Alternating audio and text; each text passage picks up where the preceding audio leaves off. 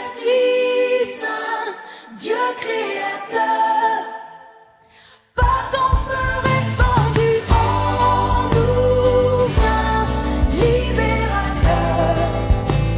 Sans toi nous sommes perdus, Esprit Saint, Dieu créateur, par ton feu répandu en nous, viens libérateur. Bonjour, je te bénis dans le nom de Jésus pour cette deuxième vidéo sur la plénitude du Saint-Esprit, afin que tu la reçoives, cette plénitude. C'est une série de catéchèses qui va être proposée jusqu'à ce que tu peux. C'est pour les jeunes, c'est à partir de 17 ans jusqu'à 117 ans. Au-delà, tu demandes l'autorisation de tes parents.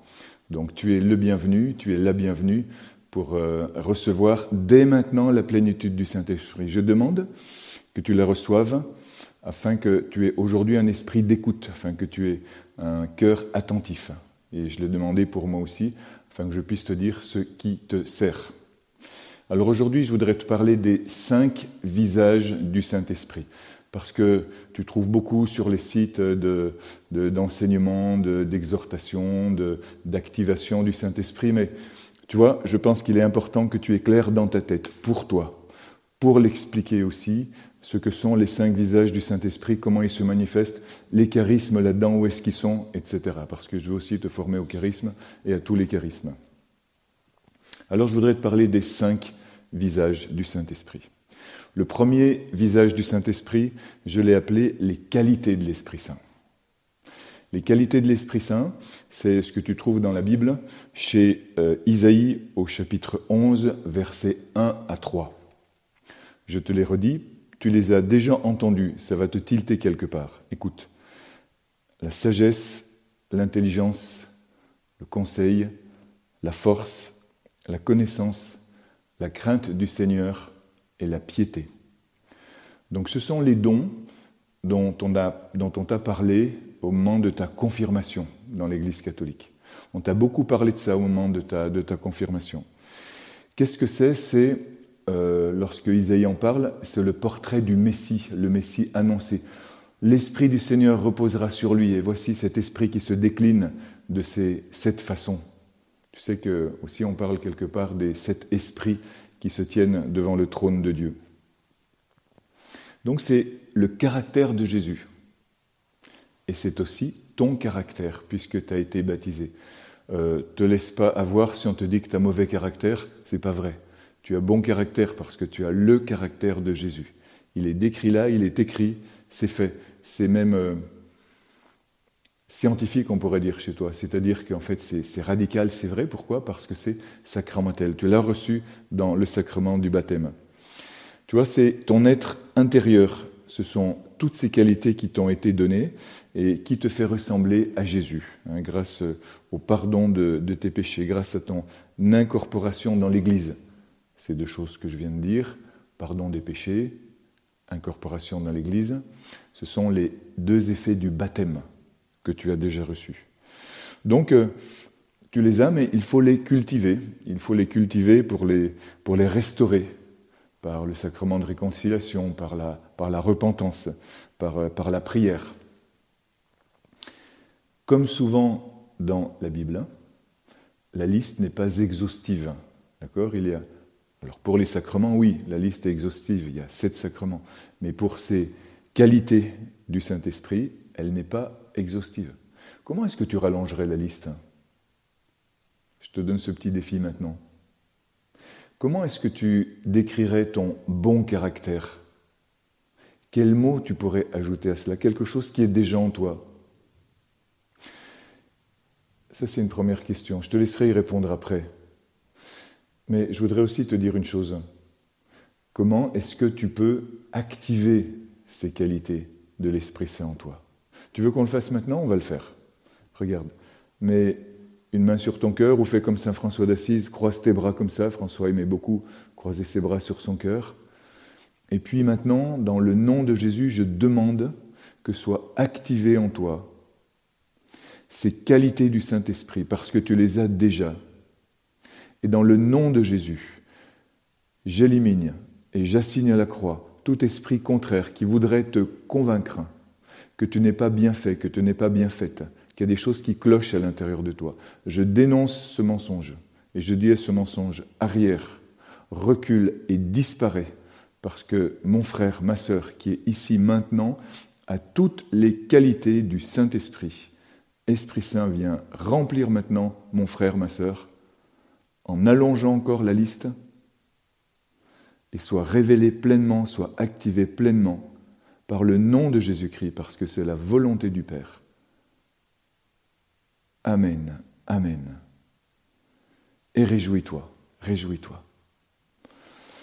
En te réjouissant, tu vas déjà activer le deuxième visage du Saint-Esprit en toi, qui sont les fruits du Saint-Esprit.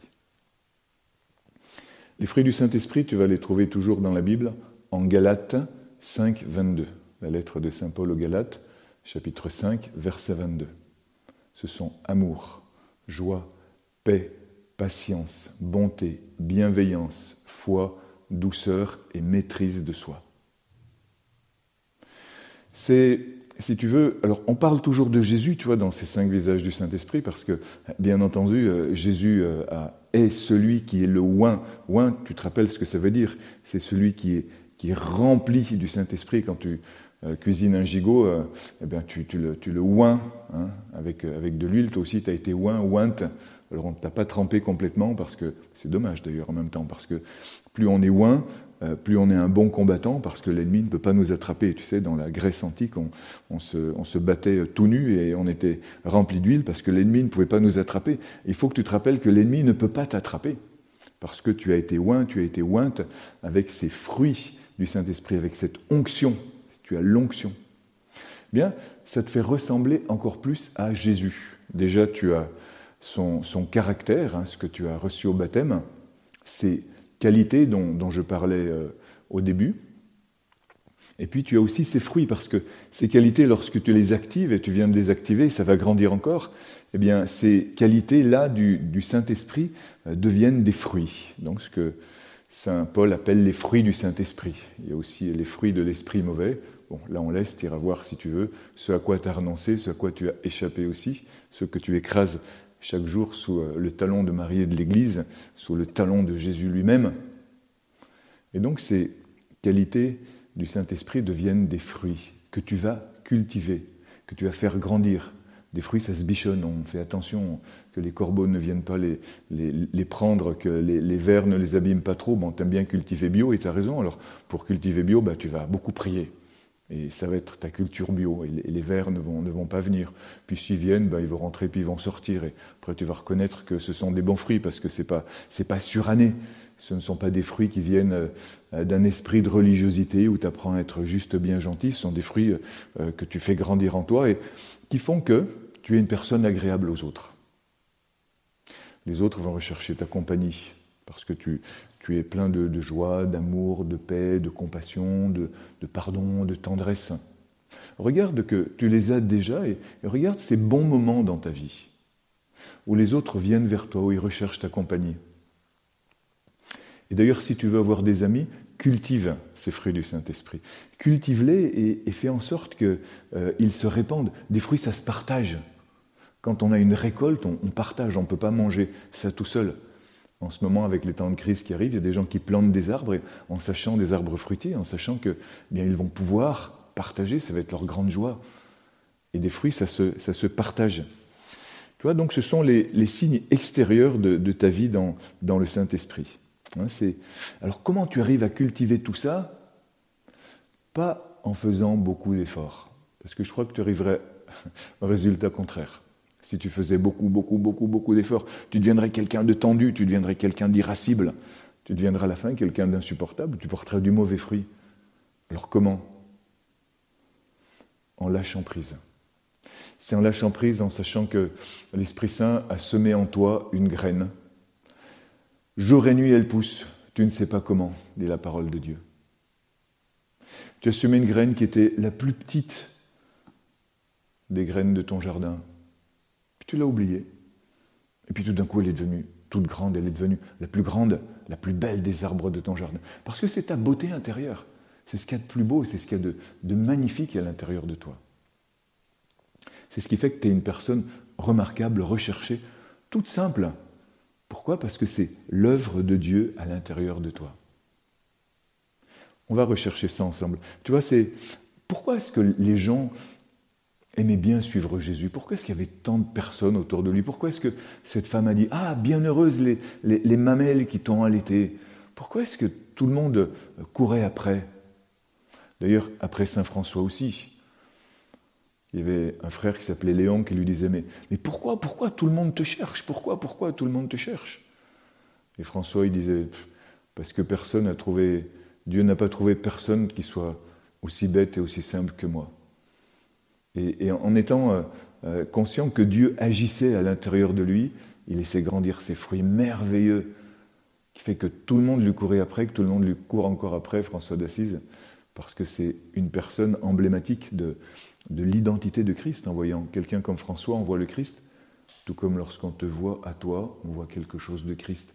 Et les gens qui sont autour de toi se disent « Mais il a un truc particulier, celui-ci.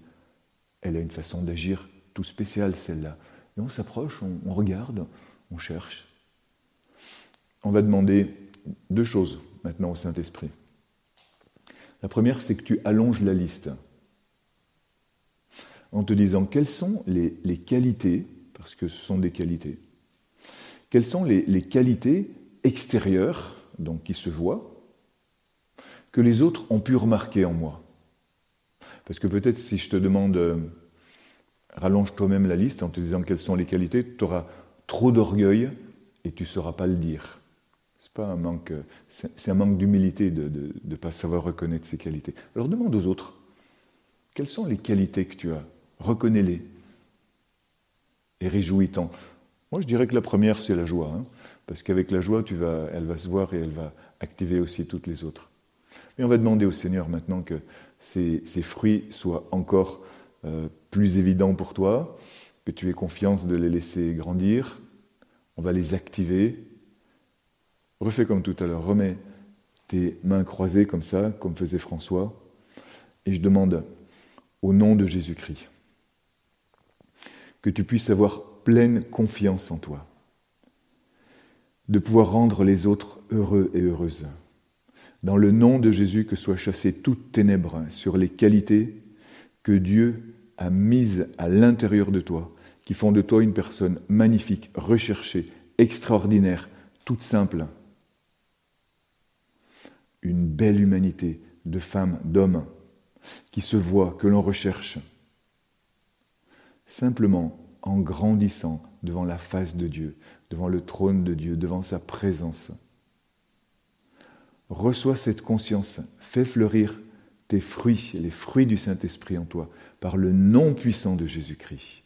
Maintenant, que soient chassées des ténèbres de souffrance, de désespoir, de dépression, de dévalorisation, de jugement sur les autres et sur toi-même, parce que ça va ensemble. Dans le nom de Jésus, que tout cela dégage maintenant, que l'horizon s'ouvre devant toi, que tu puisses voir même Jésus venir à toi et te donner ses propres dons, de te donner ses fruits, les fruits de sa belle humanité en toi, parce que tu es baptisé, que les eaux du haut et les eaux du bas se rejoignent en toi, afin que tu sois complètement immergé d'amour, et que tu saches que c'est ton écosystème, parce que tu es une personne merveilleuse, porteuse de fruits. Sois libéré de tout handicap intérieur, mental, psychique, et aussi de toute maladie qui pourrait dériver de cette fausse conscience que tu as de toi-même lorsque tu ne sais pas, lorsque tu ne sais plus, lorsque tu as oublié que Dieu a mis en toi déjà toutes ces qualités. Reçois par le nom de Jésus, réjouis-toi, épanouis-toi comme un bel arbre fruitier qui va partager les fruits. Amen, amen. Le troisième visage du Saint-Esprit. Le troisième visage du Saint-Esprit, ce sont les charismes. Ah, tu connais ce mot. Alors, dans la Bible de Jérusalem, les charismes, on les appelle aussi les dons spirituels. C'est pour ça que je n'ai pas appelé le numéro 1 les dons, parce que parfois on les appelle les dons du Saint-Esprit, lorsque dans l'Église catholique on en parle à la confirmation. ce qui est faux, comme je l'ai déjà dit dans la première vidéo, parce qu'à la confirmation, on reçoit les charismes. Les dons que j'ai appelés qualités, tu les as déjà reçus au baptême. Donc les charismes, on les reçoit à la confirmation ou au baptême complet quand tu es directement baptisé dans le Saint-Esprit. Ces charismes, ils sont énumérés surtout dans la première lettre aux Corinthiens, au chapitre 12, 13, 14. Alors là encore, il y en a plusieurs, mais la liste n'est pas exhaustive. Mais auparavant, je voudrais te dire qu'il y a des charismes ordinaires et des charismes extraordinaires. Ceux dont parle Paul, ce sont les charismes extraordinaires. Mais il y a les charismes ordinaires. Qu'est-ce que c'est un charisme? Un charisme, c'est un don qui passe à travers toi et qui va vers les autres. Tu vois, les deux premiers visages du Saint-Esprit, les qualités et les fruits, ils sont pour toi. Alors, ils finissent par se voir à l'extérieur, comme je l'ai dit, mais ils sont pour toi. Tandis que les charismes, ce sont des dons qui passent par toi et qui vont vers les autres. Alors, un charisme, c'est un don qui édifie l'Église. Un charisme, c'est un don qui sert, c'est un instrument qui sert à construire la communauté. Et donc qui sert à manifester avec puissance que le royaume des cieux est là. Et cette puissance du Saint-Esprit vient souligner, accompagner l'action et rendre vivante la parole. Parce que lorsqu'il est dit « guérissez les malades », on fait quoi? On les envoie à l'hôpital, on demande le sacrement des malades. Et non, tu vas apprendre et nous allons apprendre ensemble à guérir les malades. Tu sais que nous voyons des dizaines et des dizaines et des centaines de guérisons dans nos camps de jeunes, dans les rassemblements d'adultes. Mais avant, je fais cet enseignement pour que tu saches exactement là où se situe la présence du Saint-Esprit. Eh bien, je dis et je redis qu'elle commence dans les charismes ordinaires, dans des charismes d'accueil, dans des charismes d'encouragement, dans des charismes de chant, dans des charismes de discernement. Voilà, tu trouveras beaucoup d'autres exemples dans ce livre que tu connais peut-être déjà, Les charismes pour tous, aux éditions des Béatitudes, que j'ai écrit, frère Daniel Marie. Tu trouveras la liste aussi bien des charismes ordinaires que des charismes extraordinaires. Mais je voudrais que tu allonges toi-même la liste avec humilité, en reconnaissant des charismes qui sont en toi, parce que tu dis, mais ça, je sais faire. Ce truc-là, je sais faire. Dans notre communauté, on a un jeune qui se tient en ce moment derrière la caméra, qui a le charisme du bricolage, il saurait me démonter le couvent entièrement et me le reconstruire. Mais moi, je ne sais pas faire ça. Moi, je n'ai pas ce charisme. Il a ce charisme, par exemple, cette intelligence d'avoir découvert des trucs en vidéo, alors quand il est arrivé ici, il ne savait rien faire. Et maintenant, il sait faire. Et moi, je n'ai pas ça. Donc, quelles sont les choses que toi, tu as, que moi, je n'ai pas, qui servent à construire l'Église? Parce que moi, je peux faire cette vidéo parce que lui, il est là derrière, sinon je ne pourrais pas faire cette vidéo. Ces dons que tu as, ça peut me mettre des choses hyper simples, comme la cuisine, si personne n'a ce charisme de la cuisine. Pourquoi je dis que c'est un charisme? Parce que dans une communauté ou dans un rassemblement, lorsque tu le fais avec amour, ben que ça sent bon dans l'église. Et ça aussi, c'est un charisme. Il vaut mieux que ça sente bon dans l'église. Donc, rallonge la liste et demande-toi lesquels tu as. Maintenant, après ces charismes ordinaires, il y a les charismes extraordinaires. Alors, les charismes extraordinaires, donc, ils sont décrits par Paul dans cette lettre aux Corinthiens. Je les cite en vrac. Charisme de... Alors, il y a les charismes... Non, je vais mettre un tout petit peu d'ordre quand même. Il y a les charismes de parole. Donc, les charismes de parole, ce sont la prophétie, les paroles de connaissance. J'ai presque envie de dire aussi le discernement des esprits, l'interprétation des langues. On pourrait dire aussi, même si Paul ne le cite pas, qu'il y a un charisme d'enseignement. Parce que, et c'est un peu un charisme extraordinaire parce qu'il va aussi puiser aux sources de la sagesse. Et justement, il y a les paroles de sagesse et il y a les paroles de science. Et puis, il y a les charismes extraordinaires, qui sont les charismes de foi, ceux qui permettent d'accomplir des miracles, les charismes de guérison, les charismes de miracles, les charismes, j'ai cité déjà, les charismes de délivrance. Voilà, tu vois, parole et puis puissance. Parole et puissance. Tout ça pour mettre un peu d'ordre. Mais tout ça, ce sont des dons du Saint-Esprit qui passent à travers toi et qui rejoignent les autres. Alors, ça, c'est l'action de Jésus. Tu vois, on parle toujours de Jésus, on se recentre toujours sur Jésus. Ça, c'est l'action de Jésus qui, lorsqu'il reçoit son baptême dans l'Esprit à l'âge de 30 ans, et pas avant, reçoit cette puissance, ces charismes. Alors, les ordinaires, il les avait déjà avant.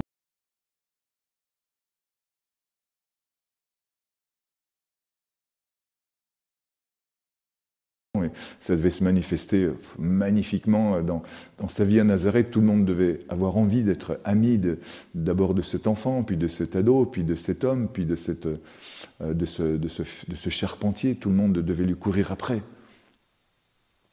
Donc il avait déjà ces charismes ordinaires, et à 30 ans, il reçoit ces charismes extraordinaires par lesquels il va manifester cette puissance qu'il a à l'intérieur de lui. Il va manifester que le royaume des cieux est là présent au milieu de nous.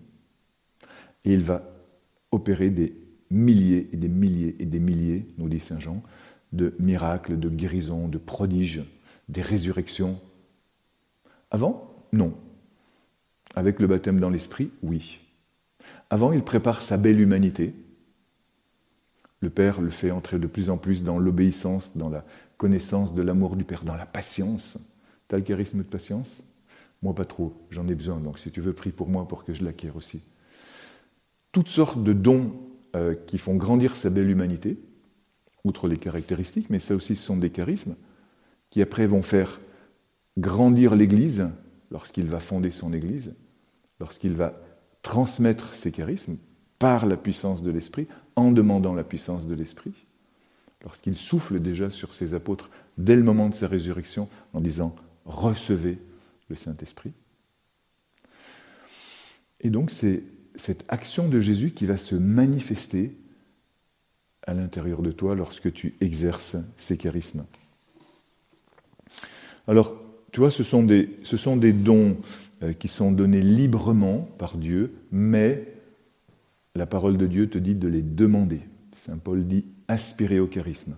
Même les charismes les plus étranges, comme celui que j'ai oublié de citer tout à l'heure dans les charismes de parole, qui est le chant en langue, le parler en langue. Une fois, je ferai tout un enseignement là-dessus, parce que c'est extrêmement riche, passionnant et complexe, tout en étant très simple, parce que lorsqu'on réunit tout dans le Saint-Esprit, tout devient simple. Et tous ces charismes-là servent à édifier l'Église, et je disais que Paul dit « Je voudrais que vous parliez tous en langue ». Tous en langue. Mais je voudrais encore plus que vous prophétisiez tous. Et donc, Paul termine en disant « aspirez au charisme, demandez les charismes ». Et tu vois, une des façons aussi de faire grandir les charismes, c'est de nous repentir vraiment, de ne pas les avoir assez demandés. Parce que la parole de Dieu nous demande de le faire, parce qu'ils servent à édifier l'Église. De nous repentir de notre manque de foi par rapport à la puissance des charismes et au fait que Dieu veuille nous utiliser. Dieu veut t'utiliser, qui que tu sois, à sa façon dont lui il voudra, mais demande. Et c'est l'Esprit Saint qui va te dire « Ah, j'aimerais bien pouvoir vivre tel et tel charisme ». Comme je l'ai dit, n'oublie pas les plus simples, mais aussi dans un contexte ecclésial, et je te dirai après comment, dans une autre vidéo, comment les exercer. Demande-les. Et je vais demander ça pour toi maintenant. On va de nouveau vivre cette activation. Aujourd'hui, toute simple, mais très efficace, parce qu'il est dit dans la parole « Demandez et vous recevrez ».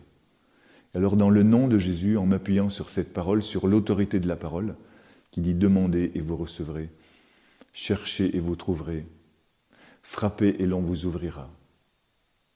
Dans l'autorité du nom de Jésus-Christ, que descende sur toi la puissance du Saint-Esprit pour l'activation des charismes, afin que, 1, tu crois que tu les as déjà, charismes ordinaires et extraordinaires. 2, que tu les fasses encore plus grandir en toi, en les demandant, en les recevant, en les exerçant, en commençant, en ne négligeant pas de commencer même dans les petites choses. Reçois cette confiance, cette certitude que Dieu veut t'utiliser pour cela. Au nom de Jésus, je dénonce tout mensonge contraire qui dirait que tu n'es pas assez ceci ou cela, parce que cela ne dépend pas de toi, de ton mérite, cela dépend de la miséricorde, de la tendresse de Dieu, qui veut utiliser chacun de ses enfants sans faire aucune différence, parce qu'il est un vrai Père pour l'édification de son royaume. Reçois dans le nom de Jésus cette joie immense. Et je vois que se produisent des libérations, se produisent des guérisons, maintenant la fin d'esprit même d'obnubilation, de mensonge. Dans le nom puissant de Jésus-Christ, je déclare la liberté, je déclare la clarté, je déclare l'audace dans ta vie. Dans le nom de Jésus-Christ, je dénonce tout mensonge contraire qui est assigné à la croix maintenant. Je proclame la victoire de la croix sur ta vie, la puissance de la résurrection de Jésus dans ton existence au plus profond de toi-même. Amen, amen. Quatrième visage du Saint-Esprit. Oh là, ça va aller beaucoup plus vite parce que ce sont les signes, les miracles. Ce sont les signes de puissance de l'Esprit Saint. Donc, c'est le résultat, si tu veux, de l'exercice des charismes, les guérisons, les libérations, les prodiges. Voilà, chez certains grands saints, ce sont les bilocations, l'invisibilité, etc. Ça, c'est la puissance de Dieu qui se manifeste. Je l'ai déjà dit dans nos catéchèses, dans nos rassemblements, nous avons des centaines de guérisons. Tout cela, nous le mettons dans le livre des merveilles. Nous nous réjouissons. Ma plus grande joie, notre plus grande joie, ce serait que toi, tu vives cela aussi, que tu commences à le pratiquer. Tu vois, la vie chrétienne de Jésus, jusqu'à 30 ans, elle ne fait pas de bruit. C'est sa vie dans l'Esprit Saint. Il est déjà Dieu, mais personne ne le sait, à part Marie, Joseph, Élisabeth, Siméon, Anne, et encore ils ne savent pas trop comment. Mais c'est simplement à partir de son baptême dans l'Esprit que cette puissance de Jésus est manifestée.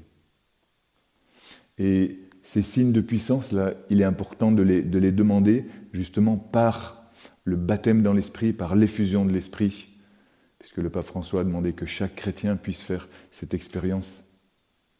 Et tout cela, ça constitue deux courants. Au point 1 et 2, lorsque j'ai parlé des qualités et des fruits, c'est ce qu'on appelle la grâce sanctifiante, c'est ce qui est pour toi. Au point 3 et 4, dans les fruits et dans les signes, c'est la grâce charismatique qui passe à travers toi pour les autres. Désire,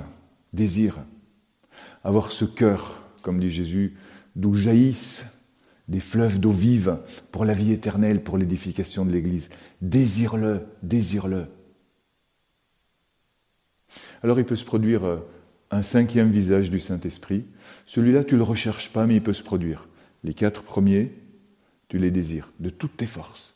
Tu les actives de toutes tes forces. Le cinquième, il peut arriver, tu le laisses venir, mais tu ne le recherches jamais. Ce sont les manifestations du Saint-Esprit. Le repos dans l'esprit, le rire dans l'esprit, les larmes dans l'esprit, ou des convulsions, des choses comme ça, qui ne sont que des manifestations psychosomatiques du passage de l'esprit, une forme de sensibilité que tu as. Mais on reçoit aussi le baptême dans l'esprit et l'effusion de l'esprit en étant tout droit comme ça, en étant assis, en étant couché. Ça peut te prendre à n'importe quel moment.